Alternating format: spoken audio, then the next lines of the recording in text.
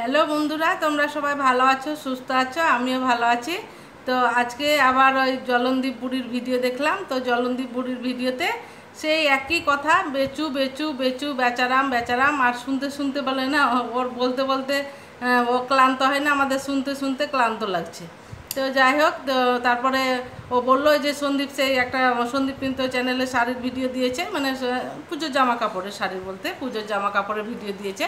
তো সেই ভিডিওটা দেখে সন্দীপকে বলা হচ্ছে সেলসম্যান, মানে এই জন্য বলছে যে ওকে বেচুরাম বলাটাই সেও। তো যাই হোক, ওই শাড়ি দেখিয়েছে, তো শাড়িগুলো তো দেখালে, ও ভিডিওতে শাড়িগুলো দেখিয়েছে, তো ওকে শাড়িগুলো দেখালে তো একটু মানে এই করে দেখাতে হবে। তো বলছে মেয়েদের মতো এরকমভাবে ফেলে ফেলে মানে করে শাড়ি দেখাচ্ছে। হ্যাঁ, তো সেটা সন্দীপকে ওই বেচুরাম বলে, তো বলছে ওকে মানিয়েছে, সেলসম্যান লাগছে। আর এর আগে আরেকজন আছে, একজন মহান মাসি, সে মহান মাসি, ও বেচুরাম বলে, হ্যাঁ বেচু বেচু করে। আর মহান মাসি, তো সেই মহান মাসিও বলছে যে, মোহন মাসি একদিন বলছে যে সন্দীপ চপের দোকান দিবে। কেন বলো তো? সন্দীপের বাড়িতে সেই সন্দীপের দাদু এসেছিল না, সন্দীপের দাদু এসে একদিন পটলের চপ করে খাইয়েছে। তখন বলছে সন্দীপ এবার চপের দোকান দেবে। হ্যাঁ, তো সন্দীপ মানে একটা করে মানে দোকান দিয়েই যাচ্ছে, কবে সেলসম্যান হচ্ছে, কবে চপের দোকানদার হচ্ছে। আর প্রথমে তো বিক্রি করেছে ওর দিদিকে, সেটাই বললো, প্রথমে বিক্রি করেছে ওর দিদিকে। তো ওরা যে বলছে ওর দিদিকে বিক্রি করেছে, তো আমরা যেটা শুনেছি, ওর দিদির প্রথমে যে ওদের চ্যানেলটা ছিল, সেটা ওর দিদি তো সব দেখাশোনা করতো। ওরা কেবল ভিডিও করে পাঠিয়ে দিত দিদির কাছে, যা ইনকাম হতো, টাকা পয়সা যা ইনকাম হতো সব কিছু ওর দিদির কাছে থাকতো। ওরাকে মাসে, হ্যাঁ চাকরের মানে যা মাইনে থাকে মাসে 1,000 2,000 সেরকম ওদেরকে 15,000 টাকা মতন মাইনে দিত। এইভাবেই তো চলতো। তো তখন ওর দিদি কত টাকা ইনকাম করেছে তোমরাই বলো, তাহলে কে আগে বিক্রি করেছে? হ্যাঁ, তো দিদি তো আগে ভাইকে বিক্রি করেছে। হ্যাঁ, দিদি আগে ভাইকে বিক্রি করেছে, লাখ টাকা ইনকাম করে সামান্য 15,000 টাকা দিয়েছে চাকরের মতো। তো দিদি তো আগে ভাইকে বিক্রি করেছে। আর এরা সব সময় কি বলে, দিদিকে বিক্রি করেছে, দিদিকে বিক্রি করেছে। তো সেটা হলো দিদিকে বিক্রি করা। হ্যাঁ, তারপরে এখন বলছে গামলাকে বিক্রি করছে, গামলাকে বিক্রি করছে। তো গামলাকে কি ও বিক্রি করতে গেছিলো সন্দীপ?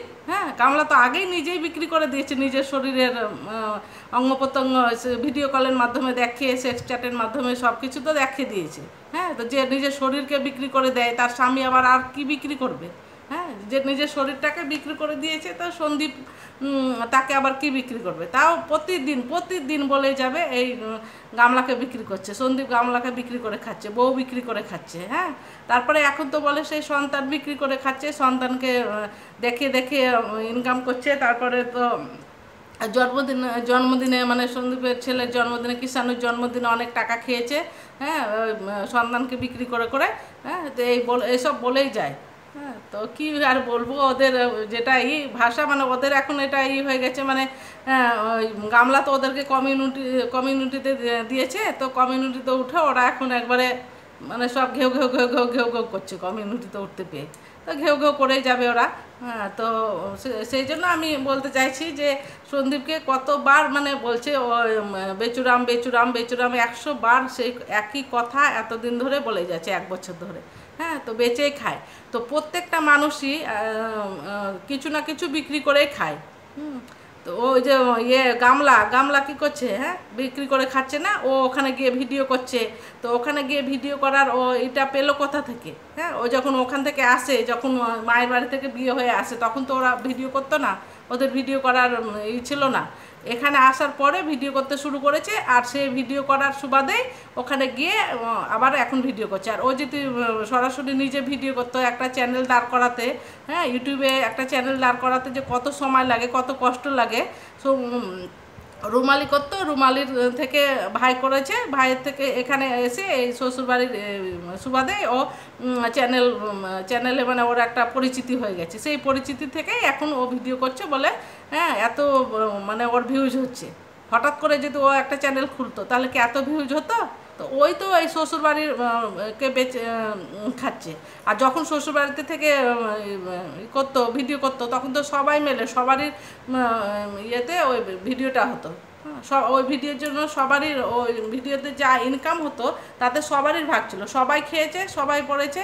হ্যাঁ, সবাই খেয়েছে, গামলাও খেয়েছে, বাড়ির যারা লোক ছিল সবাইকে দেখে একটা ভিডিও হয়েছে। তো সবারই ওই টাকায় ভাগ ছিল, সবাই খেয়েছে। আর যে ভবিষ্যতে তারপরে সন্দীপ বাড়ি করতে লাগলো, তো বাড়িটা যে করছিল, তো ওর বাবা মা তো যখন মারা যাবে তখন সঙ্গে করে সব নিয়ে যাবে না, বাড়ির আসবাবপত্র সবই ওই ইউটিউবের টাকাতেই হয়েছে। তো সেগুলো তো ওর মা বাবা সঙ্গে করে নিয়ে যাবে না, যেদিন মারা যাবে সেদিন ওদেরই থাকতো। ও যদি ভালোভাবে সংসার করতো তাহলে তো ওদেরই থাকতো, গামলার সন্দীপেরই থাকতো, বা তাদের পরবর্তীতে তাদের সন্তানের হতো। তো দুজনে মিলে, তা আমরা যে স্বামী স্ত্রী আছি, তো আমাদের সংসারে বা আমার স্বামী যা ইনকাম করছে তো দুজনেই করছি, ভবিষ্যতে ছেলে মেয়ে যাদের যেটা আছে, ছেলে আছে ছেলের, মেয়ে আছে মেয়ের, তাদেরই কাজে দেবে। হ্যাঁ, তো ও একাই খেতো, বিক্রি করে সব টাকা খেয়ে নিয়েছে ওই সন্দীপ একাই না, পুরো ফ্যামিলি মিলেই ইনকাম করেছে, পুরো ফ্যামিলি মিলেই খেয়েছে। আর যেগুলো করছে সেগুলো ভবিষ্যতে তাদের সন্তানেরই কাজে দিত। আর আরেকটা জিনিস, বেচার কথা যেটা বলছে, তাহলে প্রত্যেকটা মানুষই কিছু না কিছু বিক্রি করেই খায়। আজকে বলো ডাক্তার বলো, মাস্টার বলো, যেই বলো, সবাই কিছু না কিছু বিক্রি করে। আর যে ডাক্তারেরা যে একটা পেশেন্টের চিকিৎসা করছে, তাও তো ওদের শিক্ষা বিক্রি করছে। ওরা যে ডাক্তারিতে গিয়ে যে শিক্ষাটা নিয়েছে, সেই শিক্ষাটা বিক্রি করছে বলেই পয়সা ইনকাম করতে পারছে। হ্যাঁ, সেটা থেকে পয়সা ইনকাম করছে। একজন শিক্ষক যে স্কুলে গিয়ে ছাত্রকে পড়াচ্ছে, সেও তো মানে শিক্ষা বিক্রি করেই মাইনে পাচ্ছে, তাই নয় কি? তার কারণ হচ্ছে একটা শিক্ষক সে শিখেছে আগে পড়াশোনাটা, এবার তার শিক্ষাটা সে ছাত্ররাকে দিচ্ছে, তার শিক্ষাটা ছাত্ররাকে দিয়ে শিক্ষিত করছে। তো তারাও তো শিক্ষা বিক্রি করেই মানে ইনকাম করছে, বা সরকার তাকে টাকা দিচ্ছে শিক্ষাটা বিক্রি করছে বলে। তো বিক্রি কে করে না, সবাই বিক্রি করে। কিন্তু ওরা যে বিক্রি করছে, এই যে দালাল, হ্যাঁ, বড় দালাল, তারপরে ওই জলনদীপ বুড়ি, তারপরে যে মহান বুড়ি, বেচুরাম বুড়ি, হ্যাঁ, এরা তো সবাই তো সন্দীপ আর গামলা সন্দীপ এরাকে বিক্রি করে, তারপরে হ্যাঁ, আসল নাম তো ভুলে গেছে, সীমা, এরাকে বিক্রি করে। সীমা আর সন্দীপকে বিক্রি না করলে তো এদের মানে একটা দিনও চলবে না, একটা দিনও মানে ভাতও হজম হবে না, দিন চলবেও না। একদিনকে একবার, দিনের মধ্যে 3বার 4বার বিক্রি করছে। হ্যাঁ, ওরা যে বিক্রি করে খাচ্ছে, ও যে শিক্ষক, তাহলে তো শিক্ষা বিক্রি করতে খেতেই পারে। তো এখানে আবার ফের বিক্রি করতে এসছে। হ্যাঁ, এখানে আবার সীমাকে আর সন্দীপকে বিক্রি করতে এসছে। সীমাকে আর সন্দীপকে বিক্রি না করলে তো ওদের ভাত হজম হচ্ছে না, ভাত করতে চলছে না।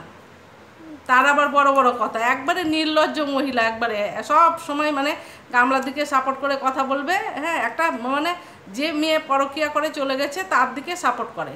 তো এগুলো কারা করে? যারা নিজেরা সত্যিকারে নোংরা বা খারাপ হয় তারাই সাপোর্ট করে। আবার বলছি লক্ষ্মীমন্ত কাকে বলে? ওর কাছে কোনো ইয়ার সঙ্গে আছে লক্ষ্মীমন্ত বউ কাকে বলে? আপনি গিয়ে একবার ওই আমি দৈব কি বলে একটা চ্যানেল আছে, গিয়ে দেখে আসছেন।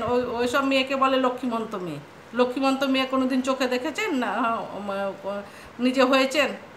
লক্ষ্মীমন্ত মেয়ে কাকে বলে? বাপরে, গামলা হলো লক্ষ্মীমন্ত মেয়ে। তাহলে আপনার খুব ভালো লাগছে, তো আপনার ছেলে টেলে থাকলে নিয়ে বিয়ে টিয়ে দিয়ে দিবেন, ভালো হবে। লক্ষ্মীমন্ত মেয়ে ওরকম পাবেন কি না পাবেন।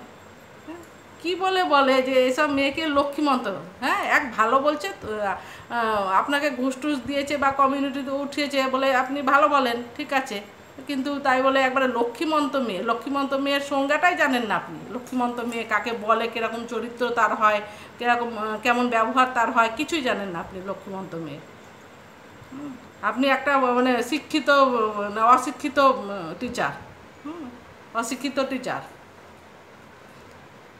কত এবারে শান্তশিষ্টভাবে কথা বলবে, মনে হচ্ছে যেন কত ভালো ব্যবহার আর কত ভালো কথাবার্তা।